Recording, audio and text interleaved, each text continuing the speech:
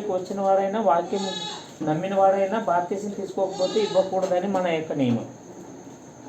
వాళ్ళు ఏం చేస్తారంటే ఎవరికి బట్టి మనకి తాగుబోతానికి ఇవ్వండి, తిరిగిపోతానికి ఇవ్వండి, దేవుని ప్రసాదం తీసుకెళ్ళి దానికి వేల ఉండక్కర్లేదా? ఏంటికి మేము ఇస్తే మీరు తీసుకోవాలి, ఏది పడితే అది తినకూడదు. నీవు అన్నితే మేము కొనుక్కొని ఏదైనా తింటాం.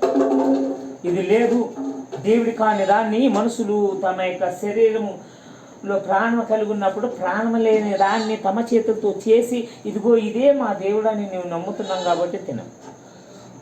నువ్వు ఇచ్చేదంటే ఏ విషయం లేదు, ఏం లేదు. ఎందుకు? నువ్వు దేవుడి కాని దానిని నీ చేతులతో నీవు సృష్టించి జీవం లేని దానిని పూజించి ఇదిగో ఇది మా దేవుడు అంటున్నావు కాబట్టి అందుకే దేవుడు తినద్దు అన్నాడు. అబద్ధాన్ని నమ్మద్దు అన్నాడు. మనం కీర్తనాల గ్రంథము 115 అధ్యాయం చూసుకుంటే అలాగే ఉంటుంది. నోరుండి మాట్లాడదు, చెయ్యుండి కదిలించలేదు, కాళ్ళుండి నడవలేదు, చెవులుండి వినలేదు, ముక్కుండి వాసన చూడదు. చిన్నజీయర్ స్వామి అని అందరికీ తెలుసు. తెలుగులో చిన్నజీయర్ స్వామి అంటే హిందువులకి పెద్ద గురువు. ఆయన ఒక గణపతిని చూసి ఆయన అనుకున్నాడంట చిన్నగా ఉన్నప్పుడు, బొద్దింక అంటే ఏమంటారు? కాక్రోచ్ అంటారు కదా. బొద్దింక ఏమంటారు? బొద్దింక అంటే కాక్రోచ్ అంటారు కదా. కాక్రోచ్ అంటే తెలుస్తుంది కదా, గటర్లో ఉంటుంది. ఒకనాడు ఆయన చిన్నగా ఉన్నప్పుడు ఇట్లా చూసిందంట గణపతి, ఆ కాక్రోచ్ పోతున్నట్టు ఏడా గణపతి బొమ్మ మీద.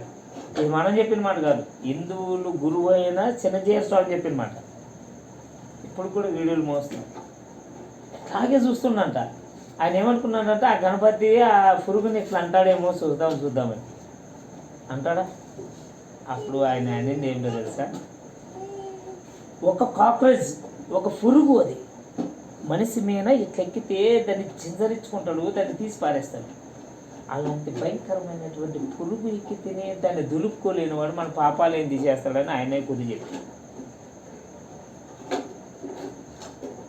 అందుకే దేవుడు ఏమంటున్నాడంటే మీరు చేసింది కాదు దేవుడు, మిమ్మల్ని చేసిన వాడు, మిమ్మల్ని నడిపించేవాడు. ఈ శరీరంలో ఉన్నప్పుడు చంపడానికైనా శరీరాన్ని వదిలేసిన తర్వాత నీ ఆత్మని ఎలా ఎక్కడ పెట్టాలో సామర్థ్యత కలిగిన వాడు ఉంటాడు చూడు, వానికి మాత్రమే.